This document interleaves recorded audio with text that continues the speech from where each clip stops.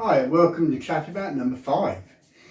As I mentioned in Chat About number 4, I haven't really got any decent studio lighting, so I ordered some from Amazon, £66 or thereabouts it was. That was yesterday, and today, here it is. So I thought I'd unbox it. Never done one of these before, but I thought I'd unbox it and see what we've got. So, it's a lot bigger than I expected, and quite heavy to be honest. So let's go for it and see what we've got with this thing. It did say on the blurb on Amazon that it would come in a box that you could see what was in it, and they offered you to box it in something that you couldn't, but it took an extra day, so I opted not for it. Yeah, it's come in a brown box anyway. So, inside the box we have a black nylon looking bag. Don't want that. A black nylon bag. Quite nice. Got a logo on it. Rinks, I think it is, or maybe Kinks, who knows. Rinks, I think. So it's quite a nice bag. Seems like it might last a while. With two handles on it and a zip on one side which goes all the way around.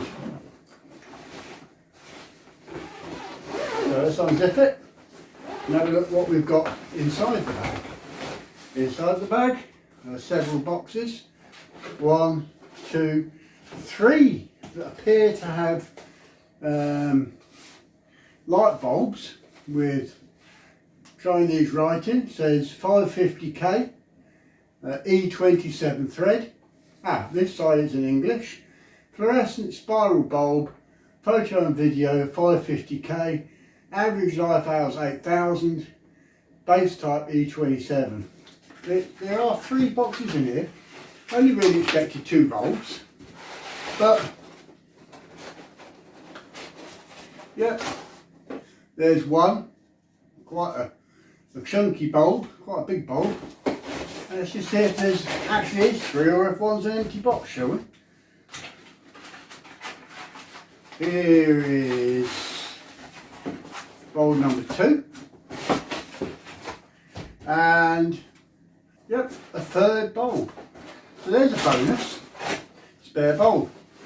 Also there are 2 long boxes, which I assume are the stands, and another bag sealed inside, which has a velcro opening on the top. We'll come to that. Let's put this bag to one side. I think there is something else in there. There's 2 of them bags. So let's put this one to one side for the moment. Okay, so what's in this?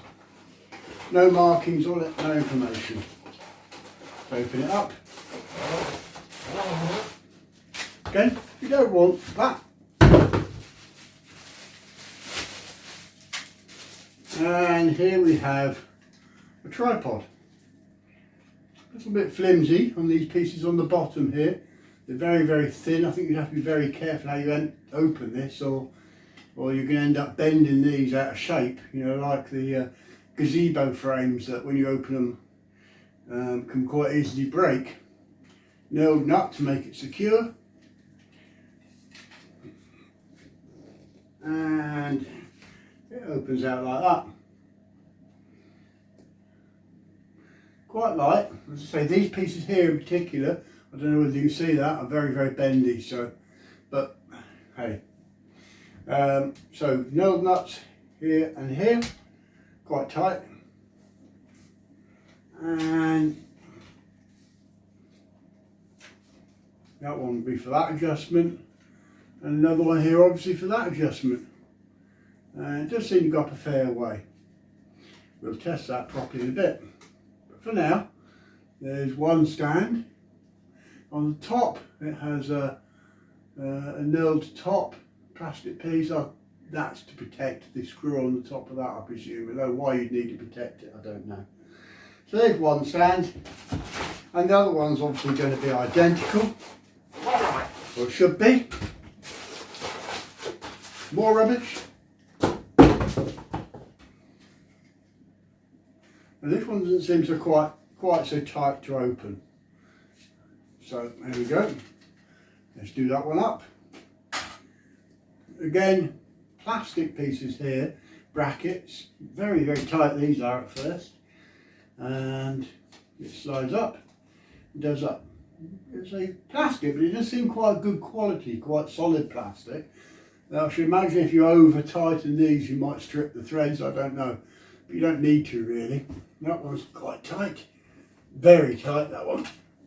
Probably doing a little bit of oil on it maybe. Anyway, there they are, quite light, but they seem quite solid. The legs will splay out a bit more by the looks of it if necessary. There you go, I don't know. Yeah, they do splay out quite a bit more if you want them to, if you see the bottom, the difference of them. I'll just push this one down a bit more. There we go, so it's a bit more stable. But they do seem, I mean there's no weight in these I shouldn't imagine, so they do seem stable enough. I don't think they're going to fall over or anything like that. So let's just put them to one side for the moment while we have a look and see what's in these. Okay, so it's again quite a nice bag, a bit like ripstop or something, with a Velcro seal on one end and a little nylon handle.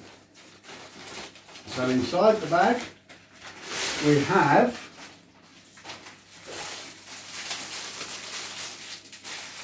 in this bag there is, this looks a little bit, this is going to be the diffuser, so it's a bit like a pillow sheet, you know, like a white sheet to diffuse the light. Yeah, we have a diffuser which has got, I thought it'd be elastic around the edge, but it's not. It's just solid stitch black nylon around the edge of it. No give in it whatsoever. And in this bag, oh, sorry, in this here is obviously the, I don't know what you call it really, like an umbrella if you like, with the light fitting in it. So, I'll take it there should be instructions, but I haven't come across any yet. So this will, I imagine, push out somehow like an umbrella does. I can't quite see how at the moment, but I'm sure it does. Right. Me being fit. So there is a bracket on here to attach it to the top of the tripod. Again, I'm not sure how. An on-off switch, looks like a reasonable length of coax or cable, and a UK 3-pin fused plug. So let's get this bit open.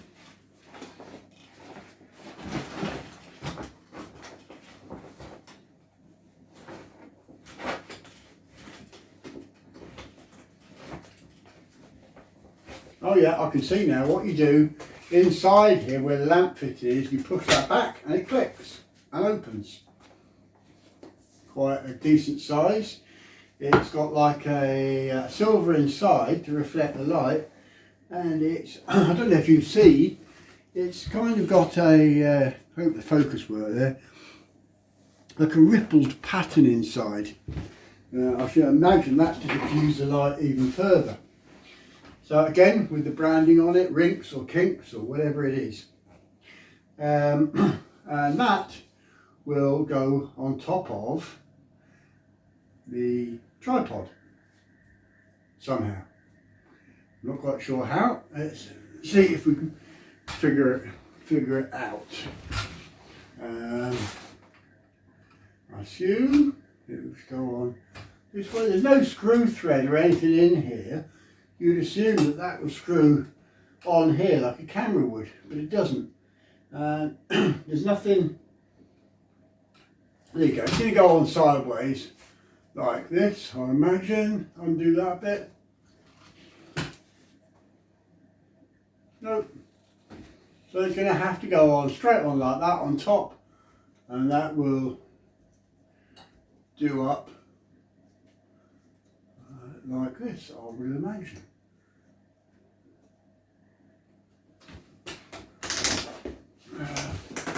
And there is on the side of it, I will put it down a bit lower so it's in front of me. On the side of it there is a nut to adjust the angle you want it at, so you can have it pointing down, you can have it pointing up, whatever you want. So that's reasonably good, I quite like that. There's a button here with a spring on it. Well, that's for putting it back down again, look. So the easy way to open it is press that and pull back on there, which also then produces a nice handle for moving it around. It does appear to give in quite easily and fold up, however, I've just noticed. So that's not so good. Good push on the inside and it's firm. So there we go. Right, so that's the basic light put up. So now we need to put a bulb into it. So take one of these bulbs. And so they're quite a monstrous bulb, and that will screw into the inside here.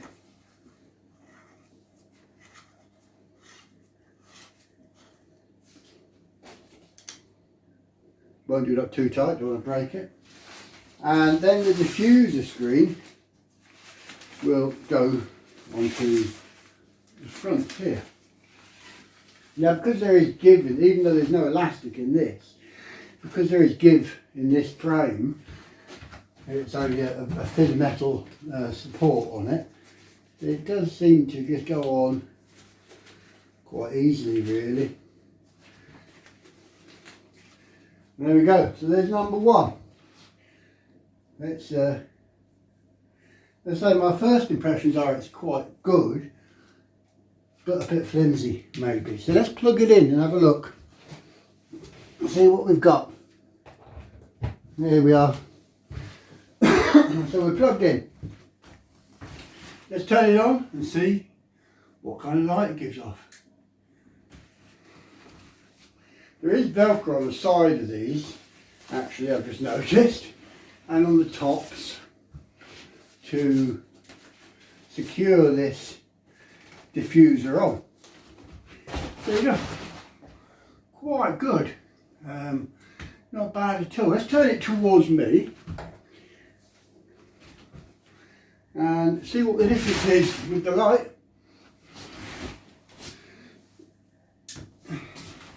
And without the light.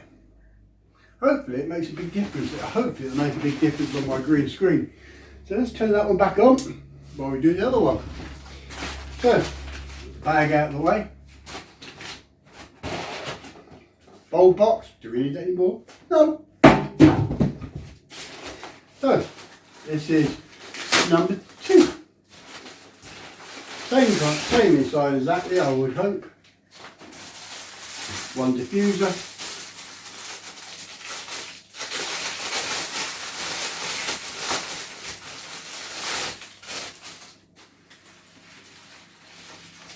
It all seems quite good, I've got to say. There's no like loose threads or anything like that. The only thing I would say at the moment is I haven't seen any instructions, but saying that, it doesn't take much to figure out how to get it going and set it up. So we probably don't really need any.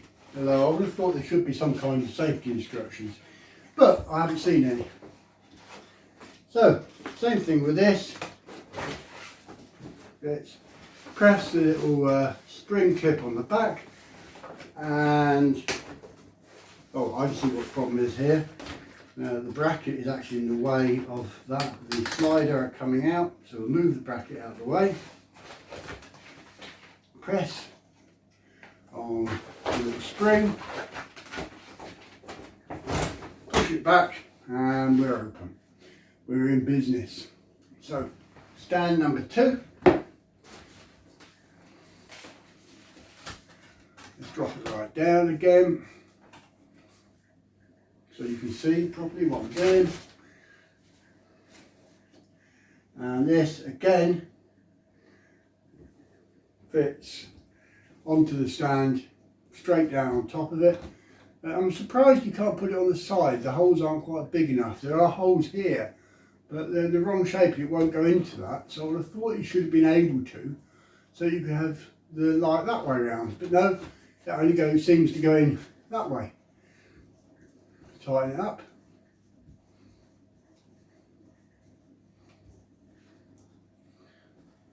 Bit wobbly once it's on, but like I say, they're not going to have any pressure on them, are they? Once they're set up and being used, you're not going to touch them really, apart from moving them now and again. So, same thing. Let's get it out of the way a little bit for you.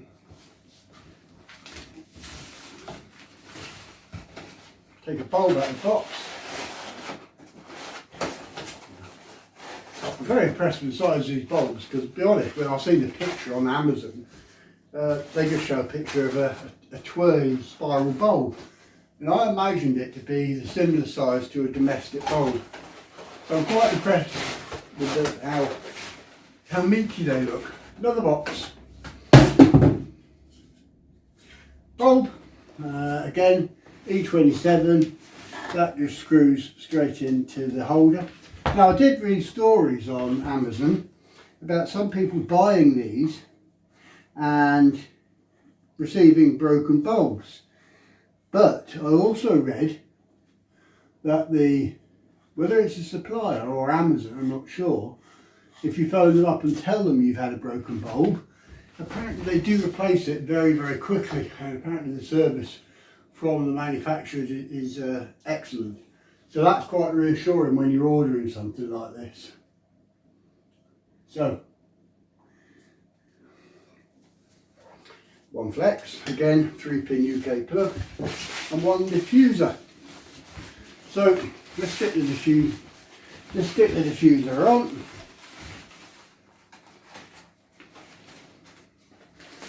Velcro up the sides. And give them some power. Unravel that and plug them in. And there we go. Light number 2. Excellent. I am very impressed with them actually. Whether my unboxing and review is as good as the product, I'll leave that for you to decide. But I am impressed. For what they cost, £66 thereabouts, including postage if you're a Amazon Prime member. Excellent. I've seen them for sale in camera shops and on other websites for a lot more money. So for the money that these are, I'm very, very happy with them. So let's put one back in a little bit. Let's put that one back there a little bit. And I don't know what difference that's making. Let's have a look in a moment. Turn them off. And what difference did they make? Excellent, I hope. I'm sure they will make a big difference on the green screen, because with the green screen you need lighting to make it work properly. There's a demonstration on green screen on Chat About 4. If you watch that, you'll see that I did struggle a bit with the green screen and the chroma effect, getting rid of the green. That hopefully with the use of these lights won't be so hard to do.